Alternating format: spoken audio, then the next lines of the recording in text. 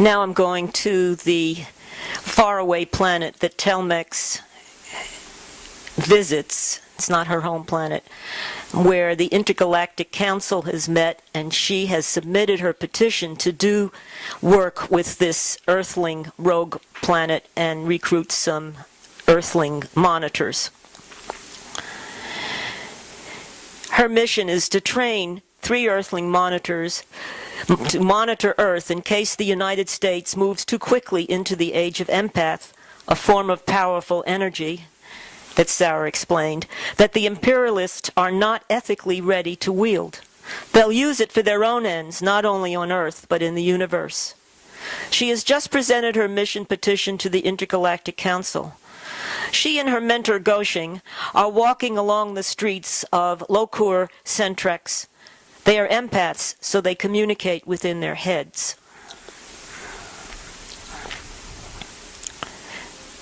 They walked along the Northwest Canal in silence. "Don't ask me anything yet, my dearest," empath Goshing.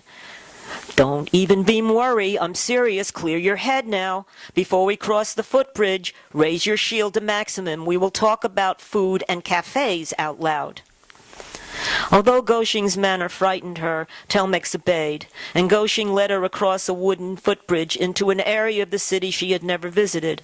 It was after secondary sunset, and the harbor glows cast soft blue ripples along the cobblestones.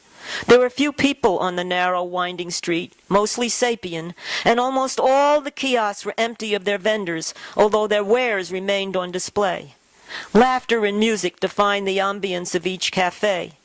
Goshing, always a lover of good food and music, extolled their cuisines and decor with forced eagerness. "Hush, Telmex, don't think it." In her mind, Goshing's warning came to her as if filtered through many layers of thick tapestry. "Follow me in," Goshing commanded through the layers, while out loud she continued to praise the attributes of each cafe they were passing. "Don't think, just do. Come, I'm over here." Telmex allowed Goshing to lead her through the winding streets like a blind person, while her inner mind followed her through empath tapestries and their melded thoughts. "That's it." Goshing's empath voice was gentle, familiar. "Excellent, you did it. Here we are. Now we can talk freely.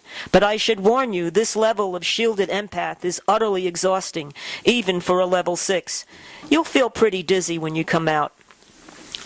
"I had no idea." "We have a problem," Goshing got right to the point. The Pomdos faction forced a compromise.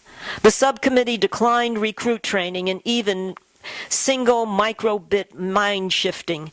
You and your team are only authorized to train these Earthling children for monitoring, and if they overstep their mandate, they will be retroswept without consular appeals, and your triad team will be the one required to execute the retrosweep. "But I know, you already inadvertently initiated Jay's microbit mind-shifting capacity." But not really. She was already doing it in her own undisciplined manner. Let's not go through this again. Obviously, the subcommittee does not know. "But what if they find out? I should never have entered the child's mind so completely. I really couldn't help it. It just kind of happened. I am so in love with her determination to protect others with her mind. She's so precious." "Just listen to me. We're almost at the cafe.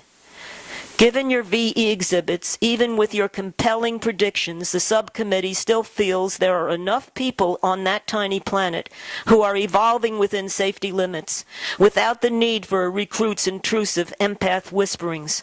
No, just listen. By our traditional standards, your comrades should not have allowed you to enter the child's mind so completely, but it's done. It's not a tragedy. No, I said it's not a tragedy. Your comrades' instincts to let you bypass traditions were right, as was yours. It just means that now I should retrosweep Jay's memory of me, abandon her to a life of pain, and find another recruit." Telmex's eyes were filling. "Stop. Get rid of those tears. You do not have to retrosweep anybody. Nobody."